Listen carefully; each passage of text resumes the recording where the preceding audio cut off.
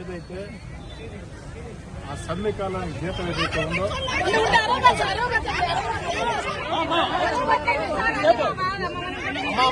ఉండండి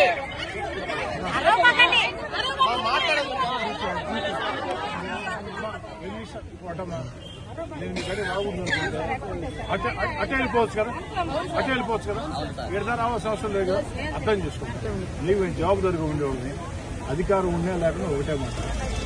ఆ రోజు మీరు స్ట్రైక్ స్టార్ట్ చేసినప్పుడు మంత్రి పొంగూరు నారాయణ గారు నాకు చెప్తే నేను ఆ రోజు డిప్యూటీ రూప్ కుమార్ యాదవ్ కమిషనర్ మొత్తం కూర్చొని వచ్చి మాట్లాడి పరిష్కారం చేశాను. 2 మాటలు చెప్పే రోజు మీకు. ఒకటి, మీరు అడిగినటువంటి ఆ సొసైటీ అంటే పెండింగ్ పెట్టించారు, అయిపోయింది. సమ్మె కాలానికి జీతం అడిగారు, అది న్యాయమైన కోరిక, నేను ఒప్పుకొని అదే బాధ్యత అని చెప్పా. ప్రాసెస్ లో గవర్నమెంట్కి రావడం లేట్ అయింది. ఖచ్చితంగా అది చేయించే బాధ్యత నాది. కొత్త మేయర్ గారు రూప్ కుమార్ యాదవ్ గారు, కమిషనర్ గారు వస్తున్నారు. ఒక్క నిమిషం చెప్పండి.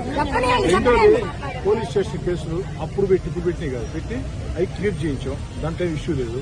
ఇంకా ఈ రోజు ఏంటంటే 10:30కి కౌన్సిల్ మీటింగు, ఖచ్చితంగా జరగాల్సిన మీటింగు. అందుకోసం ఏంటంటే ధర్నా అనేటప్పటికీ పోలీసులు అడ్డం చెప్పుకుంటారు. అయినా జరిగిన దానికి నేను విచారం వ్యక్తం చేస్తున్నా. ఖచ్చితంగా మీ అరెస్ట్ చేసిన నాయకులని విత్ హాఫ్ అన్ అవర్